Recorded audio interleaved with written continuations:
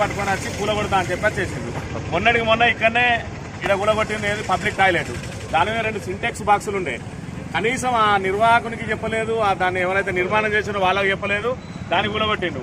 ఇవాళ ఏకంగా ఇల్లే కూలగొడతామని చెప్పేస్తా ఉన్నారు. నీ ఎంక్రోచ్మెంట్ ఏదన్నా ఉంటే దానికి మార్కింగ్ ఇచ్చి ఆ మార్కింగ్ తర్వాత నువ్వు ఈ లోపు నువ్వు తీసుకో అని చెప్పి 2 రోజులు 3 రోజులు టైం ఇవ్వాలి. మేము ఆల్రెడీ ఎంత ఎంక్రోచ్ అయినామో దాన్ని తీయడానికి రెడీ ఉన్నామని మేము చెప్తా ఉన్నాం.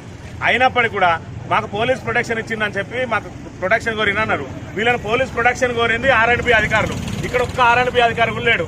ఇక్కడ ఏదైతే పంచాయత్ సెక్రటరీ తీసుకొచ్చి బొమ్మ లెక్క నిలబెట్టి ఇక్కడ ఆయనతోటి ఇక్కడ మొత్తం నడిపిస్తా ఉన్నారు. దీని వెనుక వేరే రాజకీయ హస్తం ఉన్నది. ఏదైతే యూపీలో బీహార్లో బుల్డోజర్లతో ఇల్లు కూలగొడతానో సేమ్ పోలీసులను అడ్డం పెట్టుకుని ఇక్కడ కూడా మంత్రి నియోజకవర్గంలో బుల్డోజర్లతోటి ఇల్లు కూలగొట్టడానికి బీఆర్ఎస్ నాయకులకు సంబంధించి ఎవరెవరు వాళ్ళు ఇల్లు కూలగొట్టడానికి ప్రయత్నం చేస్తా ఉన్నారు.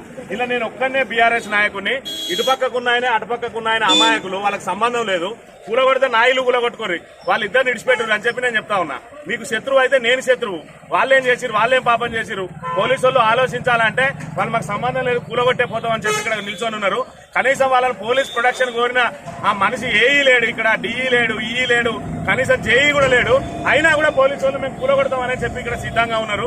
ఇది పూర్తిగా పోలీసులను అడ్డం పెట్టుకుని రాజకీయ నాయకులు ఎవరైతే మంత్రి శ్రీధర్ బాబు ఆడుతున్న డ్రామా ఇది. ఖచ్చితంగా బీఆర్ఎస్ నాయకులను తొక్కి పెడతాం, మీరు ప్రశ్నిస్తే మీ గొంతులను కోస్తామని చెప్పి చేసే ప్రయత్నంలో భాగంగా ఇక చూడండి ఇక్కడ ఆల్రెడీ కూలగొడతా ఉన్నారు. ఇక ఇది పరిస్థితి.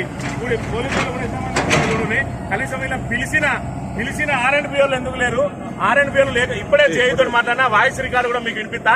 మేము ఈతోటి మాట్లాడినా, నేను వచ్చినాక మేము జైలు పంపిస్తా, మార్కింగ్ పెట్టిస్తానేమో ఆయన చెప్తా ఉన్నాడు. వీళ్ళేమో ప్రైవేటు కాంట్రాక్టర్ పట్టుకుని వీళ్ళు ఊలగొట్టే ప్రయత్నం చేస్తా ఉన్నారు. ఆయన మాట్లాడిన మాటలు కూడా మీకు వినిపిస్తా, ఒకసారి వినుండి.